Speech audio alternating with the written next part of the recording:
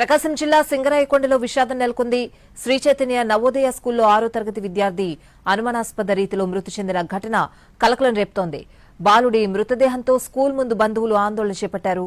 హాస్టల్లోని బాత్రూంలో అపస్మారక స్థితిలో కనిపించాడు విద్యార్థి సయ్యద్ తౌషిక్. తోటి విద్యార్థులు గమనించి యాజమాన్యానికి తెలియజేయడంతో కందుకూరు ఏరియా హాస్పిటల్కి తరలించారు. అయితే అప్పటికే బాలుడు మృతి చెందినట్లుగా ధృవీకరించారు డాక్టర్లు. ఆగ్రహంతో స్కూల్ అద్దాలు పగలగొట్టారు బంధువులు.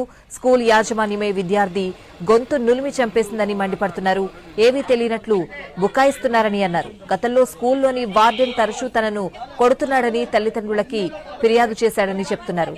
వార్డెనే పిల్లాడిని చంపాడని ఆరోపిస్తున్నారు తల్లిదండ్రులు. బాలుడి మృతితో స్కూల్ యాజమాన్యం పరారైంది. సమాచారం అందుకున్న పోలీసులు ఘటనా స్థలానికి చేరుకున్నారు. మృతుడి స్వస్థలం కనిగిరిగా గుర్తించారు.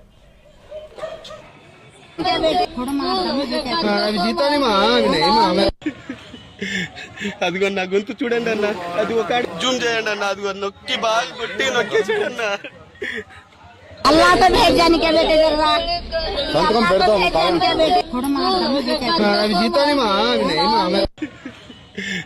అదిగో నా గొంతు చూడండి అన్న, అది ఒక జూమ్ చేయండి అన్న, అదిగో నొక్కి బాగా కొట్టి నొక్కేసాడు అన్న.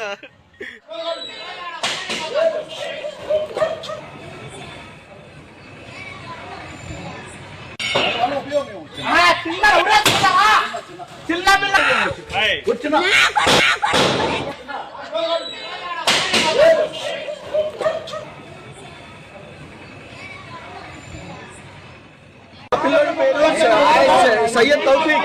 అతను నవోదయ కోచింగ్ కోసం ఇక్కడ 1 సంవత్సరం నుంచి చదువుతున్నాడు. ఆ కోచింగ్ తీసుకుంటూ మంచి మార్కులతో సీట్ వచ్చే విధంగా ఈ మధ్య ఎగ్జామ్ రాశాడు. నానా సీట్ వచ్చింది, నేను వెళ్తున్నాను, నాకు రాజస్థాన్ వచ్చాడు, మంచి సీట్ వచ్చింది అని చెప్పాడు. వారం నుండే వచ్చాడు ఇక్కడికి. మధ్యాహ్నం వాళ్ళ అమ్మతో మాట్లాడాడు. ఆల్రెడీ అతని వార్డెన్ మీద 2 సార్లు 3 సార్లు కంప్లైంట్ ఇచ్చాడు అతని మీద. సార్ నాన్న ఇక్కడ నన్ను ఇబ్బంది పెడుతున్నాడు వార్డెన్ అని ప్రిన్సిపాల్ కూడా కంప్లైంట్ ఇచ్చారు.